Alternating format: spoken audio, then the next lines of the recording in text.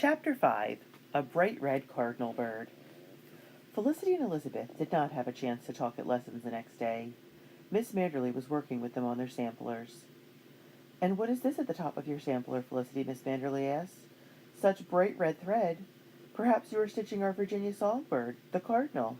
Is that what you are planning?" I don't know," said Felicity. "I haven't decided." "Well," said Miss Manderley, "you will have to decide soon, my dear. You cannot leave red knots at the top of your sampler." Felicity saw Elizabeth looking at her. The red crown on Elizabeth's sampler was almost finished. When it was time for tea, Miss Manderley smiled. "Young lady," she said, "you have made such fine progress. I think the time has come for you to take turns serving the tea. Annabel, you are the eldest. You shall serve the tea today." Felicity was nervous. She had not decided what she was going to do about tea either. Her family wasn't drinking tea at home. Should she drink it here? She watched as Annabel sat behind the tea table acting very important. After Annabel prepared the tea, she filled Miss Manderley's cup first, then Elizabeth's cup, and then her own. Miss Manderley leaned forward in her chair. "Annabel, my dear," she said, "you have forgotten to serve Miss Merriman her tea." "Oh," said Annabel, holding her cup daintily. "I was only thinking of the carpet."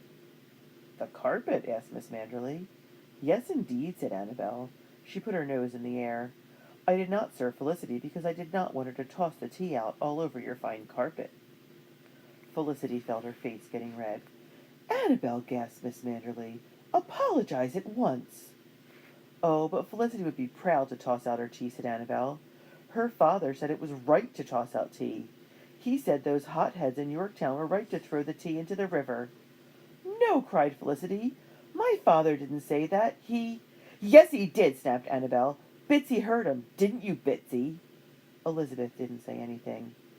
"But that's not what he said," cried Felicity. "Tell her, Elizabeth." Elizabeth would not look at Felicity. Felicity tried to explain.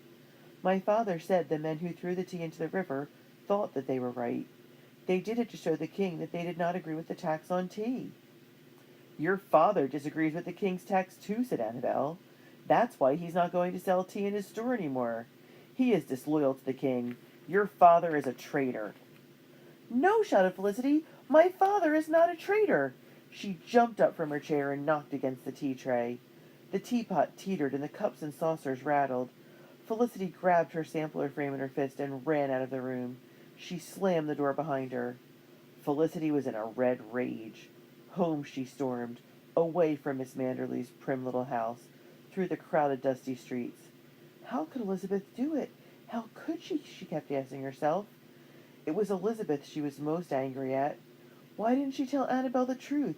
Father was only trying to be fair. Father is not the one who is a traitor, thought Felicity. Elizabeth is the traitor to me. Felicity burst into the house and pounded up the stairs to her room.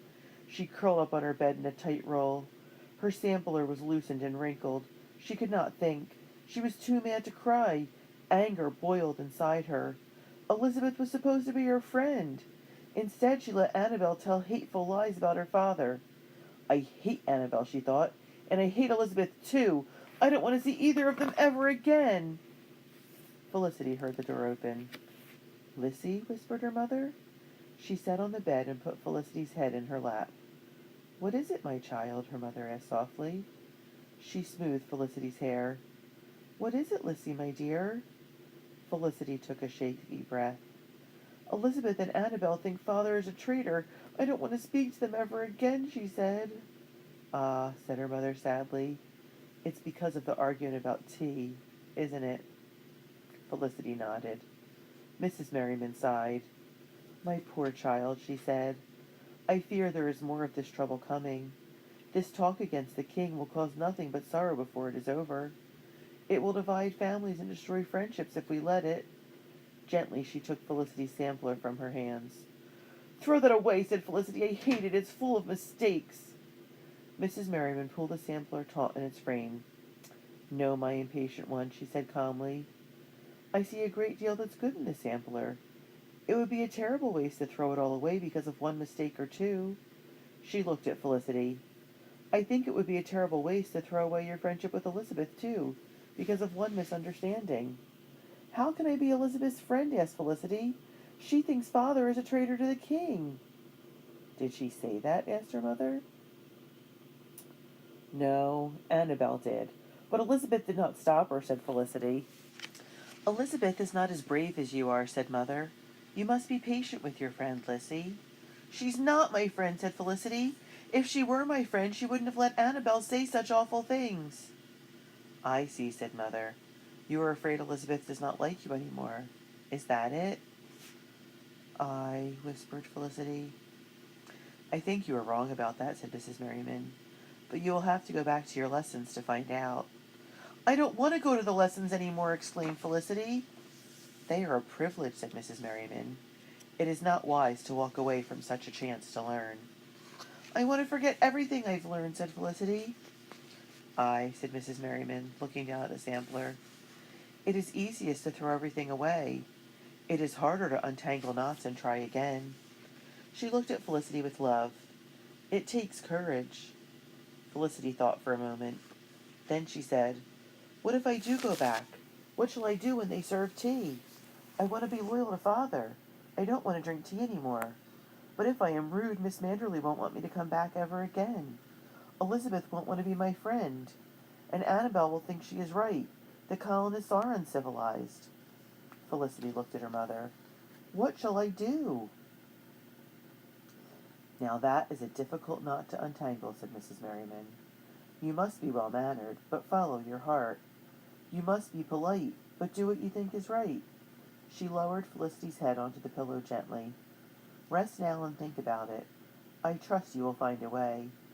You have become quite a gracious young lady these past few weeks. She kissed Felicity's forehead and left quietly. It took all the bravery Felicity could muster to walk back into Miss Manderley's house the next day. Miss Manderley greeted her with a smile. Good day, Miss Merriman, she said. I am exceedingly glad to see you today.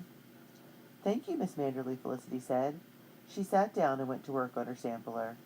She did not speak to Elizabeth or Annabel. They did not speak to her. Why, Felicity, how lovely, said Miss Manderley. I see that you have indeed stitched a red cardinal bird at the top of your sampler. It looks just like our proud Virginia cardinals. Oh, said Elizabeth, it is pretty, Lizzie. She looked at Felicity shyly. Would you mind, do you think it would be all right if I stitched one just like it on my sampler, she asked. Bitsy, scolded Annabel. Elizabeth whirled around and faced Annabel. I hate being called Bitsy, she said firmly. From now on, call me Elizabeth. Why, sputtered Annabel. Or I will call you Bananabel in front of everyone, said Elizabeth. Annabel Bananabel. For once, Annabel was speechless. Elizabeth grinned at Felicity. Felicity felt her spirits rise like a bird. Elizabeth is still my friend, she thought. She smiled at Elizabeth. Miss Manderley smiled too. Well, Elizabeth, she said, will you do us the honor of serving tea this afternoon? Yes, indeed, said Elizabeth. Felicity's heart pounded as she took her place at the tea table. This was the moment she dreaded. How could she refuse tea without being rude? She watched Elizabeth measure the tea and pour the hot water into the teapot. She watched as Elizabeth handed each of them a teacup, saucer, and spoon.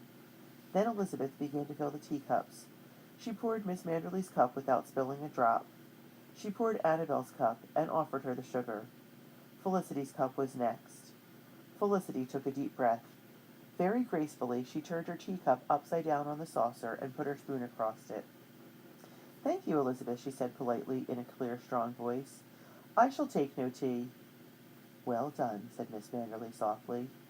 Elizabeth smiled. Perhaps you'd like a queen cake, she said as she handed the plate to Felicity. I'd prefer a plain biscuit, said Felicity as she smiled back at her friend. I have no loose teeth to worry about today.